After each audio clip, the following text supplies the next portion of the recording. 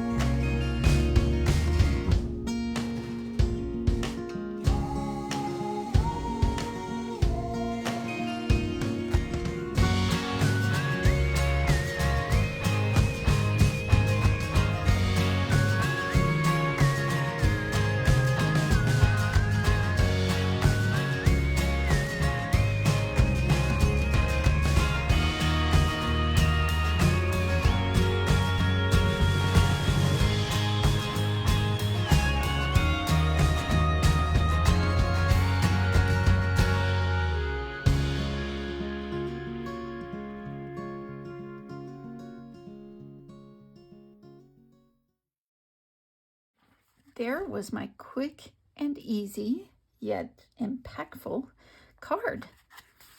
Decorated the inside, sending you a big squeeze. I was going to use the lemon lolly, but as you can see, it was washed out.